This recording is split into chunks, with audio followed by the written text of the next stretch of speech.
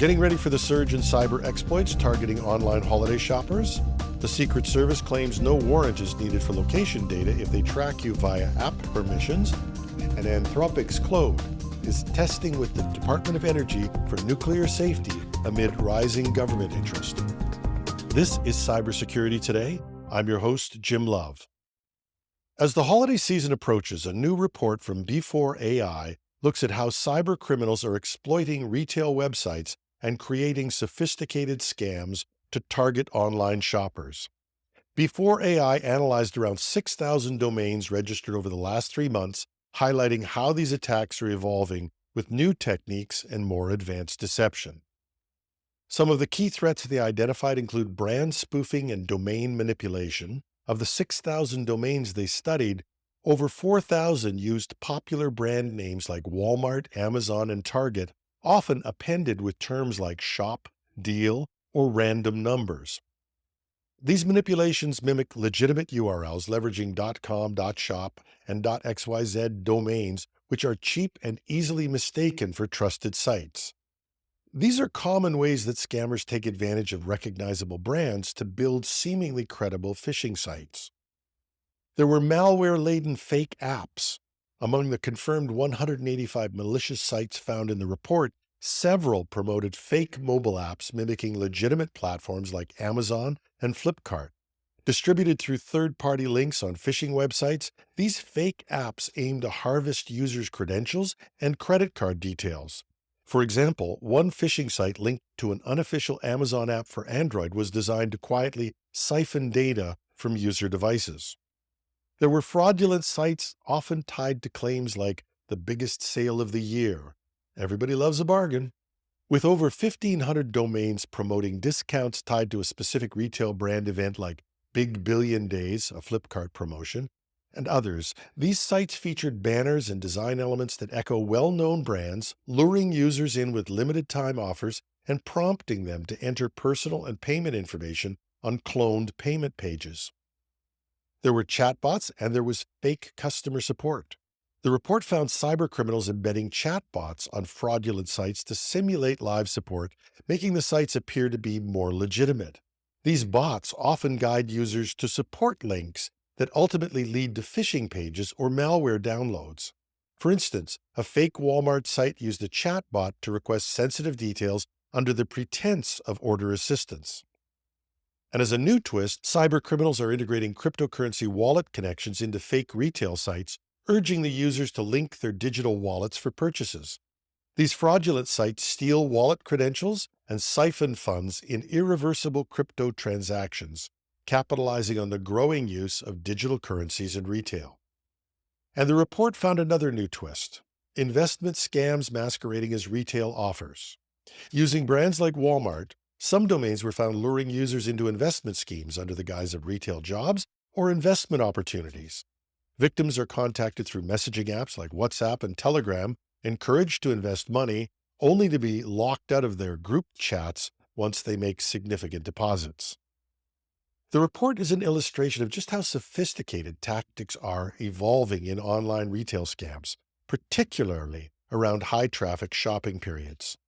The company that commissioned the report is selling a product which, coincidentally, they claim will help solve some, if not all, of these issues. But it's still an interesting look at what to expect in the coming months. If you're interested, there's a link in the show notes.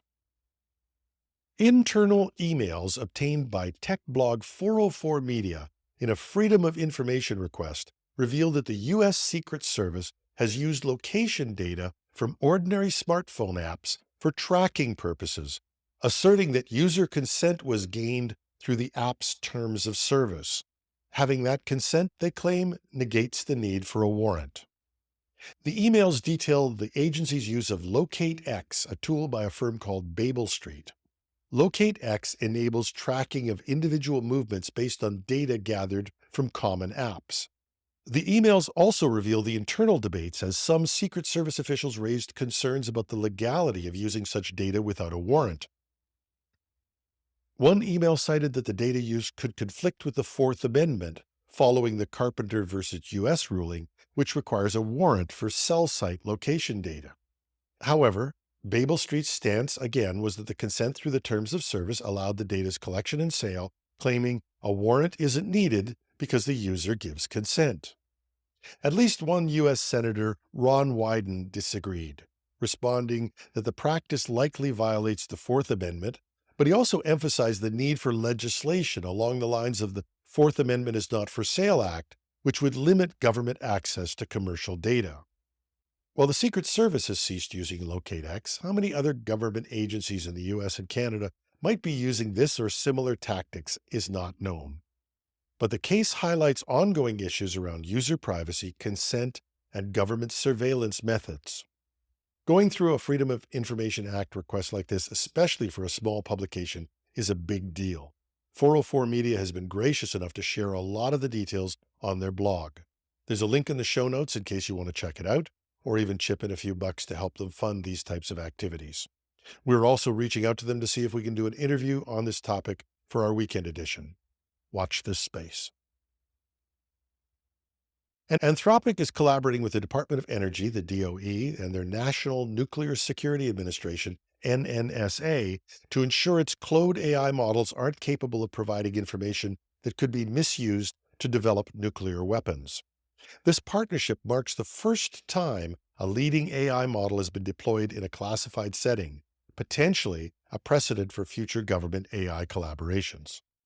Since April, the NNSA has been red teaming Anthropic's Claude 3 Sonnet model, testing its responses to ensure they don't reveal sensitive nuclear data. The project has now been extended to cover Claude's 3.5 Sonnet, released in June. According to Anthropic, the findings will eventually be shared with research labs to assist in their own security evaluations. Marina Favaro, Anthropic's national security policy lead, emphasized the federal government's expertise in evaluating national security risks in AI, noting, "This work will help developers build stronger safeguards for frontier AI systems that advance responsible innovation and American leadership." With increasing interest from government agencies, Anthropic recently launched a partnership with Palantir and Amazon Web Services to make Claude accessible to U.S. intelligence agencies. OpenAI and Scale AI are also securing government contracts, while broader AI safety policies are becoming central to national discussions.